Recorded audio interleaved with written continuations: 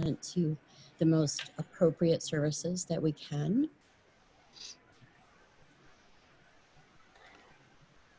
And my name is Fred Delos Santos. I'm the Crisis Services Supervisor for Lifeways.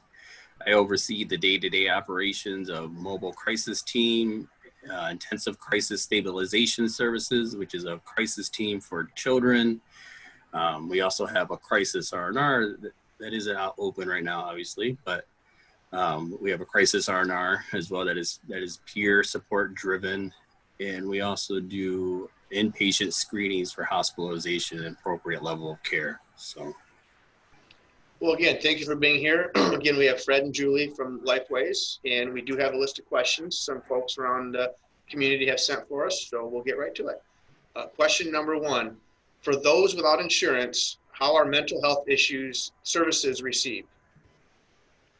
So for those without insurance, one of the things we help them with is we help them get connected with the Medicaid online portal so that they can sign up for Medicaid services. We also provide eligibility screenings there at Lifeways, which is still conducted over the phone, but telehealth or telephone. And through that process, depending on their eligibility and whatnot, we have a woman that works at Lifeways as well. Her name is Brenda Lewis, and she also assists individuals with getting Medicaid or insurance. So that's some of the ways we help individuals without insurance. Like I said, I also oversee the crisis teams. So individuals who are experiencing crisis, and crisis is not defined by us. Crisis is how they see it. And that is a free service to the community. They can call Lifeways, ask to speak to the crisis line. They'll be connected with a crisis clinician who can help them in the moment and assist them with getting connected with the appropriate resources that they may need. Excellent, thank you. Second question, for those that are homeless and or do not have access to the internet, the ability to charge their phones and get to the data, how can they receive mental health services during this time? Sure. So Lifeways continues to provide services like psychiatric monitoring, therapy intakes, crisis screening. And we still have some customers that are allowed to and encouraged to come into the office on a case-by-case basis for psychiatric monitoring when telehealth services are not possible if they're on medications. We also offer our services on a variety of platforms, including Microsoft Teams, FaceTime by telephone or Zoom for face-to-face. We also have a support group that's running 3 days a week that people could log on to if they're able to do that. Those with more immediate or serious needs can access the crisis services in person, in the community, at an emergency room, or via the telephone. And the team is equipped with personal protective equipment in case a person needs to be met in the community on those circumstances where the needs are quite severe, as a last resort if they're unable to access telephone or other telehealth services. Thank you. Question number 3, with COVID-19 placing a strain on all populations, has there been or do you believe there will be any uptick in suicidal type thoughts and issues? If so, what age population do you feel is most vulnerable? And I think with this crisis of COVID-19 and the unemployment rate that's resulted because of this, I can't give you exact numbers on that, Haley, but I know that crisis have increased in terms of people calling into crisis lines, asking for support with them struggling financially. I've seen things go on with families who are home now because they're unemployed. They're considered unessential, so they're home. So experiencing a lot of different types of anxiety, depression, things like that. Certainly in the news, we've seen reports of increase in the suicide rate and people concerned and stressed by the pandemic, the isolation, and the economic stressors that Fred mentioned. So it's unfortunate and very sad that that would happen. So we want to make sure that people know and are aware that we're here, we're open, and we're absolutely able to help. And we appreciate that. Yeah, Next and question. that's again, I want to stress the crisis line or the crisis services that we provide there at Lifeways. Like I said, we don't define crisis. Crisis is what people are experiencing, and like I said, during this 6 weeks or so that we've been in this situation, there is a lot of stress. There's a lot of increased anxiety of what am I going to do next? How am I going to afford my mortgage? How am I going to afford these bills? And that's why we are continually providing crisis services. Crisis services is a 24/7 service that's available to them. And all they need to do is call Lifeways. We call the Lifeways line, which is 789-1200. Pretty easy to remember. And like I said, ask to speak to a crisis clinician.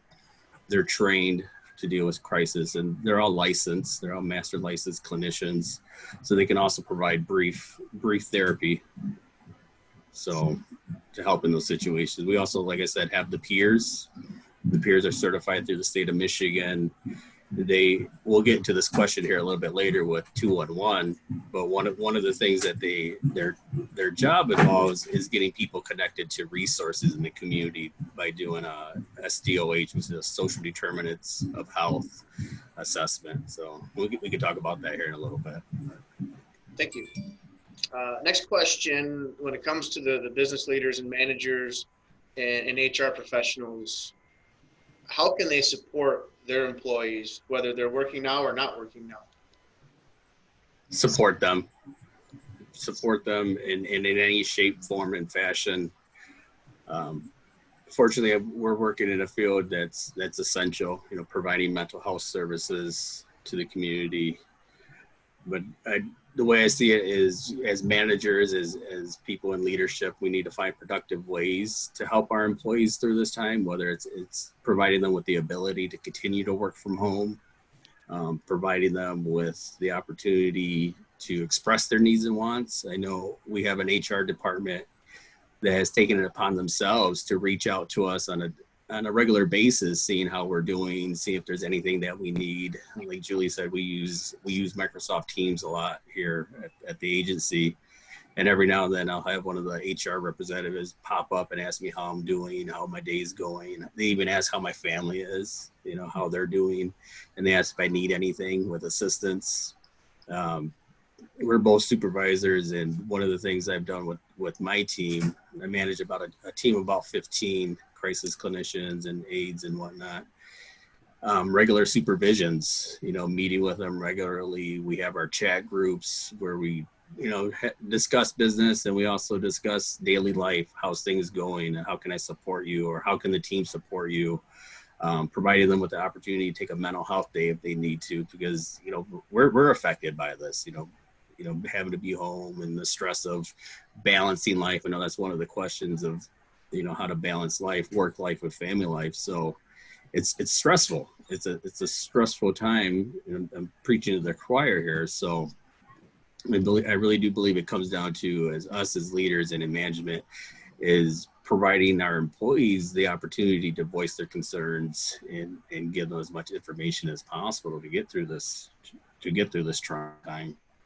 Absolutely. My team has used Microsoft Teams to schedule a regular coffee break a couple of times a day, where they can all join in and support each other and validate each other and explore anything that they would normally explore with each other on a coffee break. So that really helps with connection, and for them feeling that supervisors and HR are supportive for them. That's so important right now. Absolutely. Thank you. Next question, what are some de-stressing techniques that we can do at home? Well, when we're at home, as most of us are, I think today, we can do all kinds of different activities that could help us to feel less stressed. For example, turning on your favorite music, or doing some art or craft kinds of activities. You could practice relaxation techniques, grounding or distracting kinds of things, talking to someone who's supportive and concerned for you. You could use our other online support groups or log into the Lifeways support group that is occurring and is available. You could practice meditation. You could connect with your spirituality. Take a walk, connect with your pets or your animals. Those are all de-stressing. So following a regular schedule is probably at the top of my list to help us fight off some of the natural stresses that we're having right now during this time. I've actually started playing guitar again, which is helping my stress, but not my wife's because I'm not very good at it. So Oh, that's I have to unplug it. I have to awesome. unplug it from the amp now. Good for you. I play guitar too. It's a wonderful, music is a wonderful de-stressor. Absolutely. Yeah. Next question. What basic physical activities can we do to stay mentally healthy? You know, I think that's one of the best things we can do is get physical. You know, that's one thing I stress with my kids here at home is get up, do something, go outside, run, you know, chase the dog around the yard. You know, one of the things with exercise, it's shown to treat all kinds of mental health issues, you know, depression, anxiety, you know, even bipolar disorders, even schizophrenia. So some of the things that, you know, I think are feasible and realistic for us to do on a daily basis, considering the circumstances is walking, you know, going around, taking a walk, you know, if you don't feel comfortable going around the neighborhood, you know, walk around outside close to the house. That's one thing I do is I walk around my backyard, running, jogging, cycling, you know, for those of us that have a bike, you know, going for a little bike ride. Gardening has even been shown to reduce anxiety, depression. So some of these things that, you know, these are things we can do at home, you know, especially the gardening thing, or even doing some outdoor activities, cleaning up the leaves that are still left from fall that haven't got picked up, things like that. You can also find workout programs online that are free. I know Nike is offering a free workout app. They normally have a free app anyways, but especially during this time of COVID, they're offering some other free platforms with their apps, and you can stream them. You can watch them on your phone. You can watch them on your laptop, depending what kind of TV service you have, or if you have any kind of streaming service. They have a lot of different workout activities. They offer yoga, some Pilates, things like that. And of course, I got to throw out this disclaimer, you know, seek your doctor's approval before you start doing any kind of workouts. You know, we definitely want to take care of ourselves all around in every capacity. So, and the way I look at that too is be mindful. You know, I think some of us get that pent up energy and anxiety, and we're like, you know, I want to get out there and do some workouts and whatnot. But listen to your body. Hey, definitely listen to your body and what you're capable of doing. You know, some other things I got my kids involved is, you know, doing some push-ups, sit-ups, some up-downs, modified up-downs, things like that.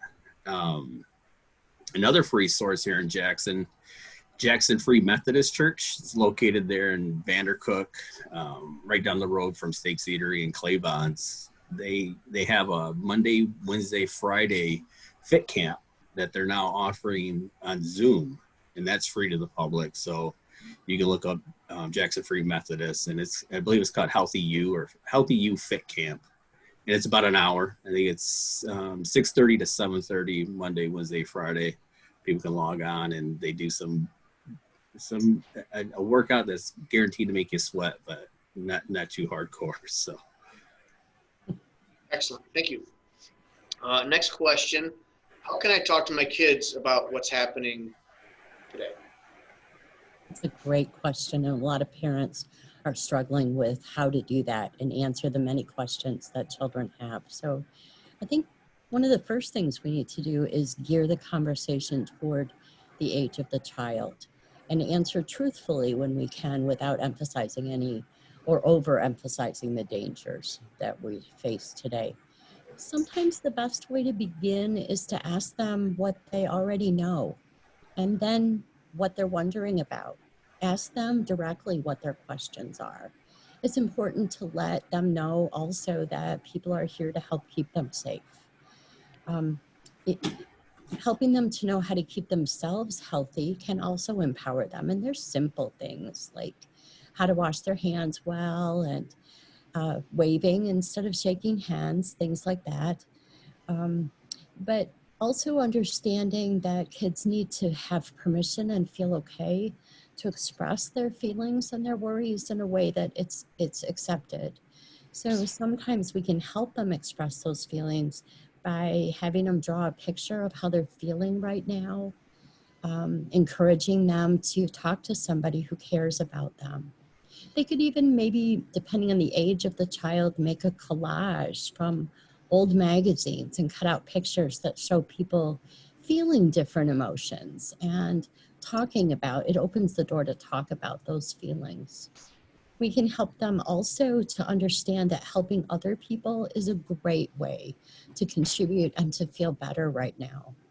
We can encourage them to learn some calming or relaxing kinds of techniques, like finding a quiet place to think or to relax, to send positive thoughts to other people, or maybe make a happy memories scrapbook of things that they really enjoyed. There are a lot of books on the market now to help children with processing and expressing some of their feelings, such as The Grumpy Monkey is a great one. And when Sophie gets angry, because many children are feeling angry and frustrated, in addition to feeling isolated and confused about this. So for older children, you might help them to keep a journal to understand what that could look like, or to do something creative like making some jewelry or sculpting with some clay or art dough. Dancing or listening to your favorite music could help them, but really opening that dialogue and answering the questions that they have. Instead of thinking sometimes that we know what they want, let's ask them, what do they want to know and what are they worried about? And that can really encourage a healthy dialogue. Excellent, thank you. Sticking with kids, we're all working from home, or many of us are working from home. What is the best way to juggle working from home and teaching/caring for your children? Yeah, that's a great question. I'm working for home, and I have two younger daughters. So the way I look at it, and through researching as well, to the best of your ability, create a home office, set boundaries with work hours. I know I have a makeshift office here in my room, and I have a sign on my door that says, quiet, please be quiet, I'm working. Especially, doing this webinar here, I made sure to post it on the door, and having that conversation with them. They're old enough to understand, okay, right now I got to keep it down a little bit. Dad's working. Some other things is sticking to a routine. I'm part of a CISM team. So CISM is a community. It's a service that happens when there's an acute crisis, where we all will come together and we help when there's an immediate need to kind of support the community. One thing that they teach in that is, in the early stages of recovery, maintain a sense of normalcy, keeping that normal routine. So that's one thing I try to teach with the kids, and even the crisis team tries to teach it with the parents, with kids at home experiencing crisis, is creating a routine, trying to stick to that routine that they would have normally. With school, we can't mirror school all the way, but we can create a routine where they get up, start the day off doing a little bit of homework, having a break, doing a little bit of activity, then so on and so forth. So get them active is one way, and we can also get involved with them. So there's a balance between work life and a balance with with our children. One thing I wanted to share with this particular question, there's a gentleman named Dr. Amen. He runs the Amen clinics.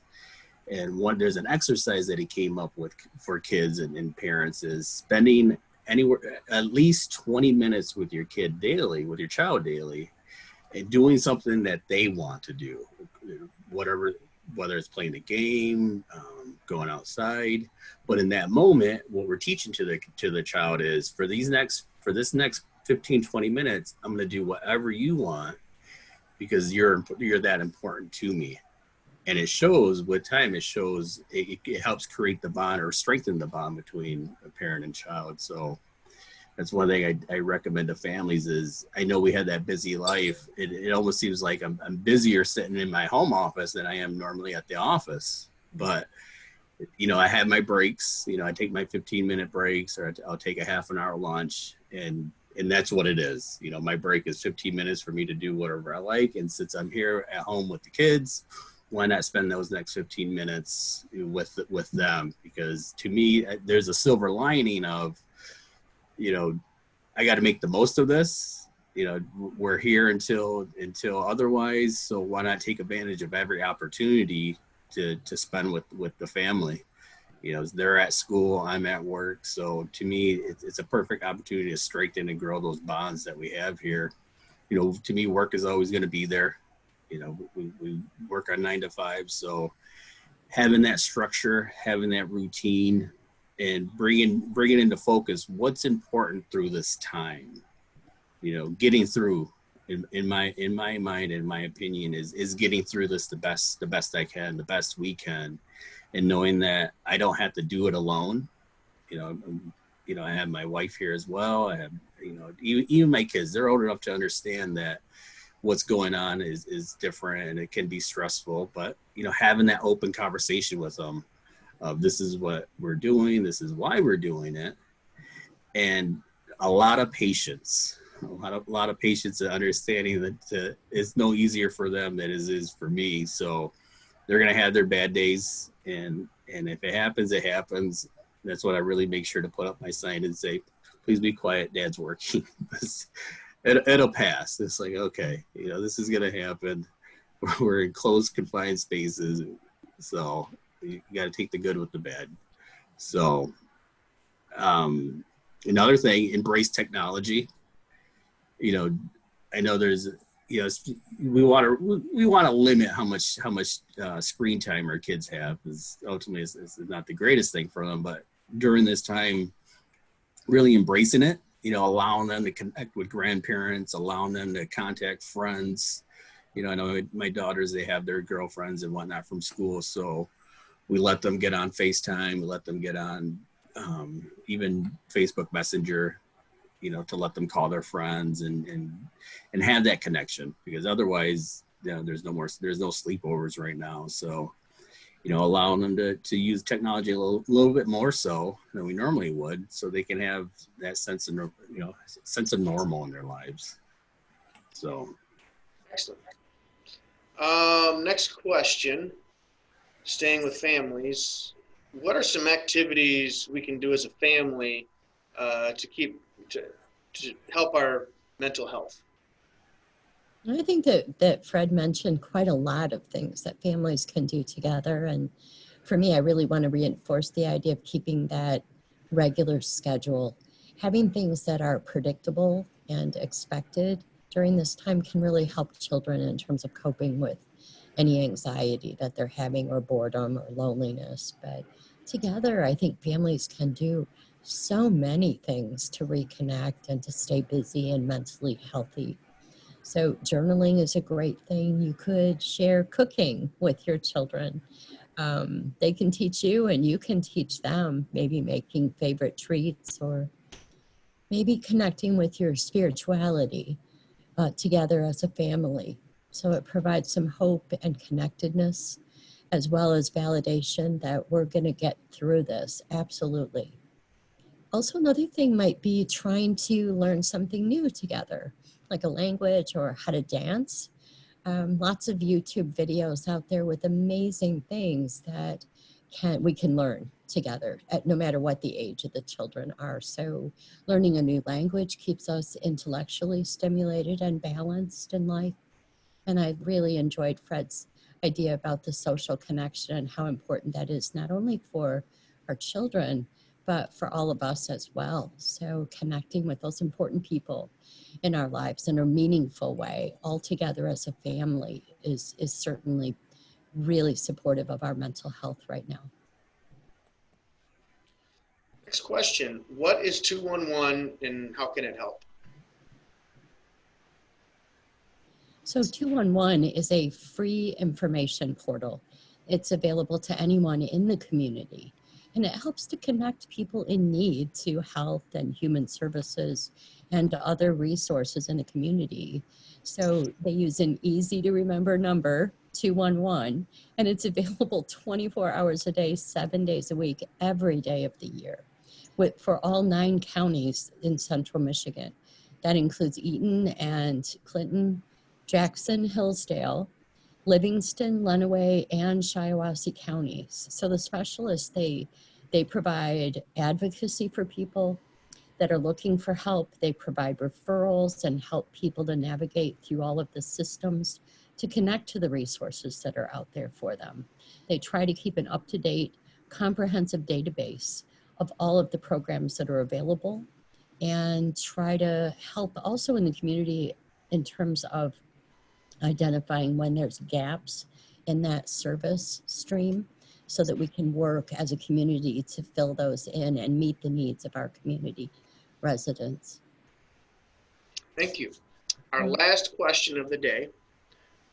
Sometimes close family members or friends can see problems before an individual can. How can they help their loved ones?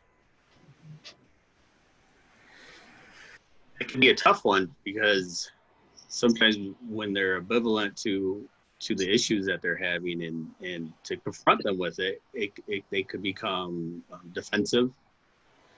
So I believe approaching the conversation gently with them, pointing out some things that they've noticed here in the last few weeks. One thing I've taught individuals in therapy was it's an opportunity for us to check in. When people see things that are different, that we don't see, it's a good time to see what is going on. So a lot of the times I teach family members, approach the conversation gently. You don't want to go up to your husband or son or whomever and say, you got a problem, you have this attitude, and all you do is sleep all day. What the heck is going on?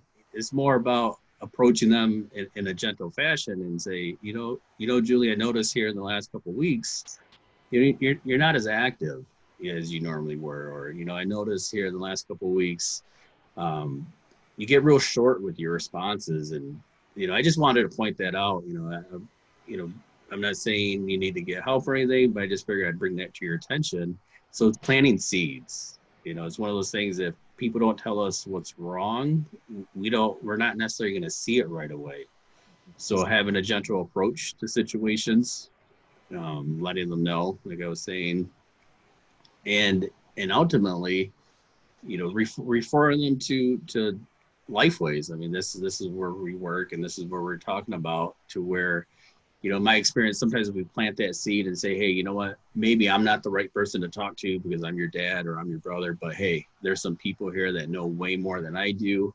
And all I'm saying is have a conversation with them, and see what they got to say about what's going on. Because I think especially now, I think it's going to be one of those things where people are going to be a little bit more receptive because everyone's really experiencing the stress, the anxiety, the frustration, the anger of being home and losing jobs and, not having a regular life. So, letting your loved ones know there is a outlet for you to go speak to somebody. There is an outlet that can provide you with some assistance. We mentioned 211 and what they're about and how they're there 24/7 to provide resources, provide information, advocacy. That's one of the things that our peers do as well. They provide that social determinants of health, where they assess for financial needs, health needs, mental health needs, food needs. They get them connected to resources, they put in the referrals, and then these referrals, they usually contact the individual within 24 hours and say, hey, I got your name. I understand that you're looking for, you're struggling with food, or you're struggling financially, or you're struggling with this issue. Let's work on that. So I think providing people with the things, providing people with options is something that we can do best for our loved ones, because one thing I've learned, when we're stuck in life or we're stuck in a situation, people tend to make two choices, worse and even worse. because we don't realize that there's so many other options out there. Right. And I like to view 211 as that kind of resource. What we provide with crisis services and access at Lifeways is that type of resources. There are options to your mental health needs, whether it's low cost, no cost, or finding the right outlet for you to get the insurance or the necessary resources for you to continue improving the quality of your life. And more so now, I think this is really placed the emphasis of how we need to get together as a community, provide those local resources or even resources out of town, but really work well as a community to support one another. We are all definitely in this situation as a whole, as a nation. And the best thing we can do for our loved ones or for our neighbors is to let them know is, hey, we're here. I don't want to tell you what to do, but we're here, and I love and care and support you well enough to let you know these are some of the things I've been noticing. And I know I'm not the right one to tell you how to fix it or what to do, but there are people out there that can. And here's the resources for that, whether it's Lifeways, whether it's 211, or even the local church. One thing I tell people that come to Lifeways is, I don't have all the answers, I don't know all the options, but I'm willing to work with you to figure it out. And that's why I surround myself with way smarter people, because they know a lot more options than I do. So. Well, thank you. And thank you, Fred and Julie. Again, Fred and Julie from Lifeways, we really appreciate your time and your insight. And any last comments before we leave? Thank you for giving us the opportunity to be here today. Absolutely. I think, like I said, it's not just us individually struggling with this. It's us as a whole, as a community in Jackson County.